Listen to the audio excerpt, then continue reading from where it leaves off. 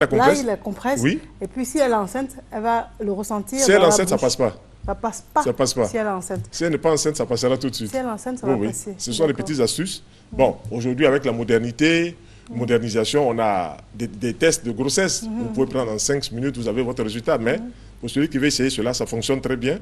Tout de suite, vous utilisez l'ail comme ça et vous avez des résultats. Voilà. Donc, les asthmatiques peuvent utiliser de l'ail correctement. Les hypertendus devraient en faire une consommation quotidienne.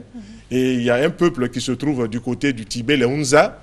Eux, ils mangent, à partir du mois de mars, avril, mai, juin, ils mangent pratiquement 2-3 gousses d'ail, 2-3 têtes. Vous voyez, ça, c'est une gousse. Voilà, ils en mangent comme ça 2-3 têtes par jour. Ils le croquent dans leur repas. Et ils se rendent compte qu'un rajeunissement s'installe. D'ailleurs, dans cette région-là, il y a beaucoup de centenaires. Voilà, ce n'est pas le fait du hasard. On peut, nous aussi, en ville ici, l'essayer, en dépit même du fait qu'il y a beaucoup de pollution. On peut régulièrement introduire 2-3 morceaux d'ail dans sa nourriture. Il ne faut pas les cuire. Donc, on fait cuire, on a enlevé une bonne partie des principes actifs. Or, on veut récupérer ces principes actifs. Il y a l'huile essentielle qu'on appelle l'huile d'alyle. Ensuite, il y a des oligo-éléments, la silice, l'iode et tout ça, qui sont bons pour les os, qui sont bons pour la circulation. Dès qu'on va utiliser ces produits-là, on va faire du bien à tout son corps. Donc, une astuce, toutes les semaines, on prend 2 morceaux d'ail ou 2 cuillères à soupe d'huile, on mélange, on laisse au pied, puis on se frotte tout le corps. Ça va embellir la peau, ça va donner une teinte particulière, et puis ça va nous renforcer au niveau de la fermeté de la peau.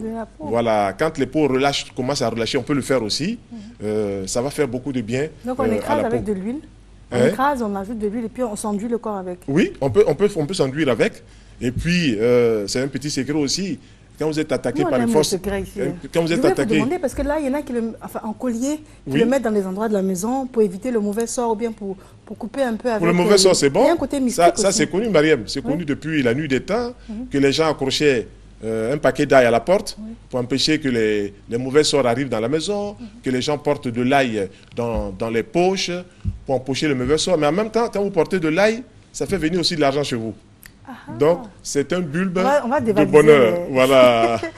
Voilà. En même temps que vous vous protégez contre le mauvais sort, en même temps, vous créez les conditions pour que la matière arrive chez vous, que les finances arrivent chez vous. Voilà. Donc, mettre 1 ou 2 morceaux d'ail dans les poches, ce n'est pas mauvais. Ça permet de réaliser cela aussi. Voilà. Voilà ce qu'on peut dire en gros sur l'ail. Mais il faut mettre dans tous les repas de l'ail.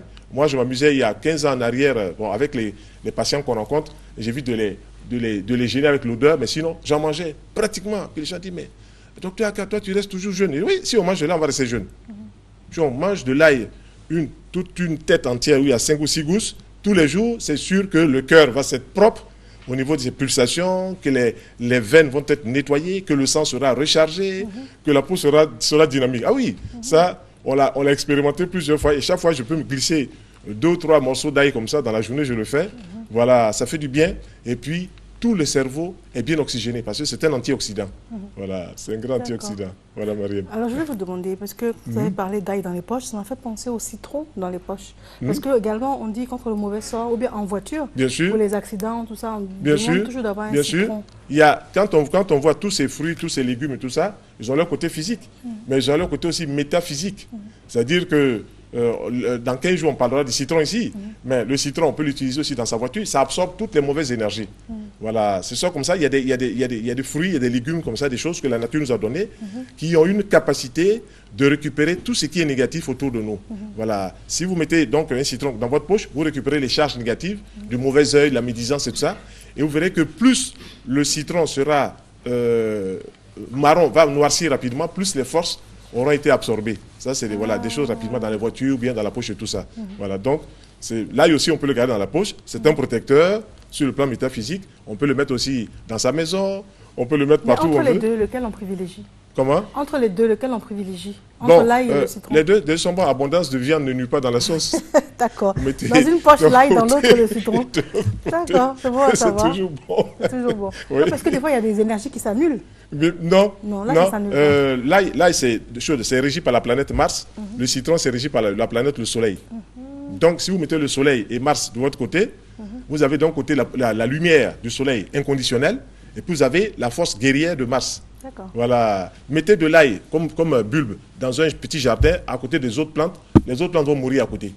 Oui, parce que lui, c'est une force guerrière, c'est incroyable.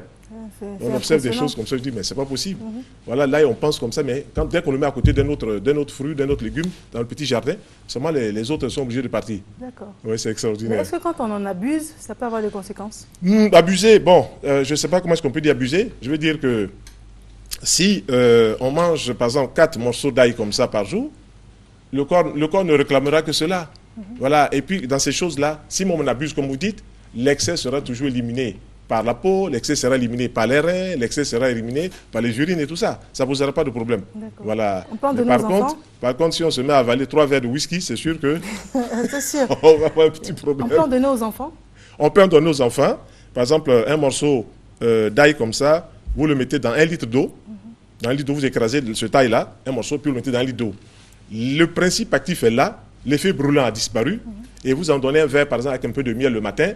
Vous allez faire du bien aux enfants, mais vous allez aussi chasser tous les vers qu'il peut avoir dans le tube digestif par le fait que les enfants ont mélangé des aliments qui n'étaient pas de bonne qualité. Voilà. Donc tout de suite, là, il va faire son travail de salubrité intestinale et vraiment, les enfants se porteront bien. Oui, se porteront bien. Docteur Aka Félix, votre mot de fin, puis un téléphone? Bon, c'est toujours un agréable plaisir, Mariam, de venir parler de santé, de venir parler des choses de la vie, de venir parler de tout ça. Oui, il faut en manger de l'ail. Voilà, tous ceux qui veulent avoir un peu plus de renseignements au-delà de ce qu'on a dit en quelques minutes peuvent nous appeler au 07 90 09 83. Voilà. D'accord, on peut reprendre le téléphone? Voilà, donc merci. On peut reprendre le numéro? L'ail? Le numéro. Le numéro, je reprends? Bon, des gens qui me disent, il dit trop vite ça, je ne sais pas si il dit trop vite. 07 90 09 83. Voilà. D'accord, très bien. Voilà. Merci à vous. Merci Marie. Merci.